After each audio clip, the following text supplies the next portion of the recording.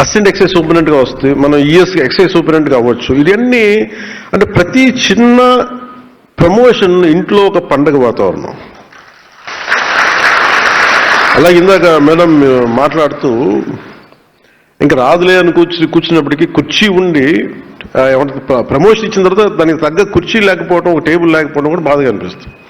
So ఇవన్నీ కూడా మేము ఈ 10,000 చేయగలిగామంటే దీని వెనక ముఖ్య ఉద్దేశం మేము ఎంత మనస్ఫూర్తిగా ట్రాన్స్పరెంట్గా మేము నిలబడ్డాము. ఈ వేదిక పైన ఉన్న ఆశీలైన అందరూ అధికారులు, శశిభూషణ్ గారితో దగ్గర నుంచి మీరు ఇదే స్ఫూర్తితోటి గ్రామాల్లో అదే మీరు తీసుకెళ్ళాలని మేము కోరుకుంటున్నాను. మేము ఇన్ రిటర్న్ మేము ఏం కోరుకుంటాం అంటే ఇప్పుడు అలాగే మీరు కొంత జీతాలు కొంచెం సరిపోవట్లేదు ఇవన్నీ అంటే ఫస్ట్ మన సంపదని ఉత్పత్తి చేసిన తర్వాతే, సంపదని పెంచిన తర్వాత మనం ఏదైనా అడగలం.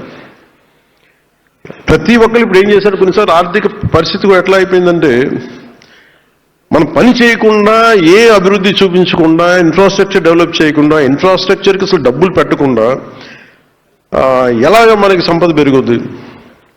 అలాగే మీరు చెప్పినట్టు కొంత పొలిటికల్ వ్యవస్థ కొంత మారాలి, అకౌంటబుల్ వ్యవస్థ ఉండాలి. సో వీటన్నిటి మీద కూర్చొని చాలా ఎక్సర్సైజ్ చేసిన తర్వాత ఇవన్నీ జరిగింది. సో నా కోరిక, నా విజ్ఞాపన, నా విన్నపం మేము ఏదైతే సదుద్దేశంతో చేసామో దాన్ని మీరు ప్రజలకి చేరువయ్యేలాగా మీరు ఆ సేవలు చేయమని మనస్ఫూర్తిగా కోరుకున్నాం. సో ఈ పంచాయతీరాజ్ వ్యవస్థని బలోపేతం చేయడంలో మీ పాత్ర చాలా కీలకం. కూటమి ప్రభుత్వం వచ్చిన వెంటనే గతానికి భిన్నంగా ఎలాంటి సిఫార్సులు లేకుండా మేము చేయగలిగాం. అలాగే గౌరవ ప్రధానమంత్రి శ్రీ నరేంద్ర మోదీ గారి నాయకత్వంలో వారు అందిస్తున్న నిరంతర సహకారంతో గౌరవ ముఖ్యమంత్రి శ్రీ నారా చంద్రబాబు నాయుడు గారి నాయకత్వంలో ఒకవైపు పల్లెలు అభివృద్ధిని ముందుకు తీసుకెళ్తా ఉన్నాం. చాలా సంస్కరణలు తీసుకొస్తా ఉన్నాం. అలాగే ఈ సంస్కరణలు రాష్ట్రం ఇంతకుముందు ఎప్పుడు లేని విధంగా ఏడాది కాలంలోనే దాదాపు మీరు ఇందాక చెప్పిన 10,000 మందికి ఇవ్వడం. సో సంస్కరణల ద్వారా పదోన్నతులు ఎలా వచ్చినాయి మీ దృష్టికి తీసుకురావడానికి గతంలో పంచాయతీరాజ్ గ్రామీణాభివృద్ధి శాఖల పదోన్నతుల వ్యవహారంలో చాలా సమస్యలు ఉండేవి. వీడిఓలుగా నియమితులైన వారు అదే పోస్టులు పదవి విరమణ పొందిన సందర్భాలు ఉన్నాయి. గ్రూప్ 1 ద్వారా ఎంపీడీఓగా నియమితులైన వారు 22 ఏళ్ల పాటు దాదాపు 2 దశాబ్దాల పైచిలకు వాళ్ళకి ప్రమోషనే ఉండేది కాదు, పదోన్నతి ఉండేది కాదు. దీంతో పని పట్ల కొంత ఒక కంప్లసెంట్ యాటిట్యూడ్, ఒక నిరాసక్తత, ఒక నిర్లిప్తత వచ్చేది. దీన్ని పోగొట్టేందుకు చట్టబద్ధంగా అవకాశం ఉన్నంత వరకు సంస్కరణలు తీసుకొచ్చాం. గ్రూప్ 1 ద్వారా ఎంపీడీఓ స్థానంలో నేరుగా డీడీఓలుగా ఎంపికయ్యే ఈ వెసులుబాటుని కల్పించాం. తొలిసారిగా జెడ్పీ సిఇఓ స్థాయిలో ప్రమోషన్ వ్యవహారంలో ఉమ్మడి రాష్ట్రంలో కూడా ఇందాక చెప్పినట్టు అమలు చేయని నిర్ణయాలని మనం కూటమి ప్రభుత్వం నారా చంద్రబాబు నాయుడు గారి నాయకత్వంలో ఇది అమలు చేస్తా ఉంది. గతంలో జిల్లా పరిషత్ సిఇఓ స్థాయిలో ప్రమోషన్లు చాలా తక్కువగా ఉండే. ఇప్పుడు ఆ స్థాయిలో తొలిసారిగా 70 మందికి మనం ప్రమోషన్స్ ఇవ్వబోతాం.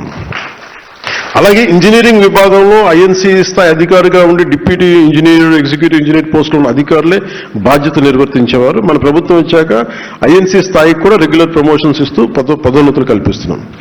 అలాగే గ్రామీణాభివృద్ధి శాఖలో కూడా పరిపాలనా సంస్కరణలు తీసుకొచ్చాం. ఆ దిశగా మన చర్యలు తీసుకుంటాం, దాన్ని వర్కౌట్ చేస్తా ఉన్నాం. అలాగే పంచాయతీ క్లస్టర్ వ్యవస్థ రద్దు, దీనికి పంచాయతీ అధికారులు పంచాయతీలకు బదిలీ చేసే ప్రక్రియలో భాగంగా గతంలో ఉన్న క్లస్టర్ వ్యవస్థని రద్దు చేశాం. 13,300 గ్రామ పంచాయతీలు స్వతంత్ర పాలన యూనిట్లుగా మార్చాం. జనాభా ప్రాతిపాదికన 4 గ్రేడ్లుగా విభజించాం. క్లస్టర్ వ్యవస్థలో 3-4 పంచాయతీలకి ఒక గ్రామ కార్యదర్శి విధులు నిర్వహించేవారు.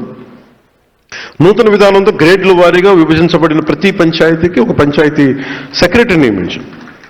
తద్వారా ప్రజలకు అందాల్సిన సేవలు మరింత సులభంగా ఉంటాయి. అలాగే పంచాయతీ కార్యదర్శి పేరును పంచాయతీ అభివృద్ధి అధికారిగా అంటే పంచాయత్ డెవలప్మెంట్ ఆఫీసర్గా మార్చాం. 10,000 జనాభా దాటిన గ్రామ పంచాయతీని మాజీ రాష్ట్రపతి డాక్టర్ ఏపీజే అబ్దుల్ కలాం గారి కలల్ని సాకారం చేసేందుకు కొత్తగా రూర్బన్ పంచాయతీలుగా గుర్తించాం. డిప్యూటీ ఎంపీడీఓ స్థాయి గెజిటెడ్ అధికారి నియమించి మున్సిపాలిటీతో సమానంగా అభివృద్ధి చర్యలు చేపట్టేలా తీసుకుంటున్నాం. అలాగే డీడీఓ కార్యాలయాలు 73వ రాజ్యాంగ సవరణ స్ఫూర్తితో గ్రామ స్థాయిలో పాలనను సులభతరం చేసే ప్రక్రియలో భాగంగా దాదాపు రాష్ట్ర వ్యాప్తంగా 77 DDO కార్యాలయాలు ప్రారంభించాం ఒకే రోజు. గతంలో MPDO కార్యాలయాల్లో ఒక మూలను కూర్చొని విధులు నిర్వహించుకునే పరిస్థితి నుంచి పూర్తి స్థాయి సిబ్బందితో ప్రత్యేక కార్యాలయాలు ఏర్పాటు చేసాం. అవి మన గవర్నమెంట్ సొంత కార్యాలయాలు. ఈ కార్యాలయాల్లో RDO స్థాయి అధికారిని నియమించి పంచాయతీరాజ్ మరియు గ్రామీణాభివృద్ధి శాఖలోని అన్ని విభాగాల డివిజనల్ అధికారులు అయిన DDOలు, DLPOలు, APD డ్వామా మరియు ఇతర అధికారులు ఈ కార్యాలయం నుంచే ఒకటే చోట సేవలు అందిస్తారు. పౌర సేవలు మరింత విస్తృతంగా ప్రజలకు చేరువయ్యేందువరకు ఈ మార్గం సహాయపడుతుంది. అలాగే ఉద్యోగుల భద్రత, హక్కుల పరిరక్షణ, ఇది నాకు చాలా చాలా కీలకం. ఇది నా పర్సనల్, ఇది రూల్.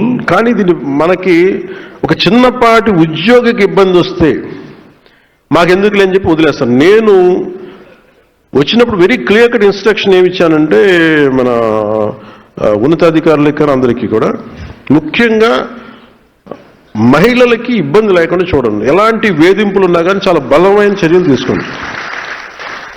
అది ఎట్టి పరిస్థితుల్లో that is one uncompromising approach this government is intended to take it forward. రెండు, ఎవరి మీదైనా సరే ఎనీ పొలిటికల్ కావచ్చు, మిగతా వాళ్ళు కావచ్చు, వారి మీద దాడి జరిగితే మటుకు మీరు స్పేర్ చేసేది లేదని చాలా క్లియర్ కట్గా చెప్పాం. ఉద్యోగుల భద్రత, వారి హక్కుల పరిరక్షణ బాధ్యతను భుజస్కంధాలపైకి మేము చాలా బలంగా ఎత్తుకున్నాం. ఉదాహరణకి ఉమ్మడి కడప జిల్లా గాలివీడు MPDO శ్రీ ఆల్ఫ్రెడ్ జవహర్ బాబు గారి మీద ఒక పార్టీ నాయకులు దాడి చేసాం. స్వయంగా వెళ్ళి నేనే అండగా నిలిచాం. ఇది ఎందుకు చేశామంటే, ఇది మా మినిస్ట్రీ కింద ఉన్నప్పుడు, సంబంధిత శాఖ మంత్రిగా ఉన్నప్పుడు మా పర్యవేక్షణలో ఉన్న అధికారి మీద మీరు పల్లెత్తు ఒక మాట ఉన్నా కానీ we will take it very seriously. We will not gonna spare anybody. అలాగే నిర్వహణలో ఉన్న ఉద్యోగులకు ఎలాంటి ఇబ్బందులు వచ్చినా తోడుగా ఉంటామని ఈ సందర్భంగా మరోమారు మీ అందరికీ మాటిస్తున్నాం. అలాగే దీంతో పాటు పంచాయతీరాజ్ మరియు గ్రామీణాభివృద్ధి శాఖలో తొలిసారి అంతర్గత బదిలీలను అత్యంత పారదర్శకతో నిష్పక్షపాతంగా పూర్తి చేశాం.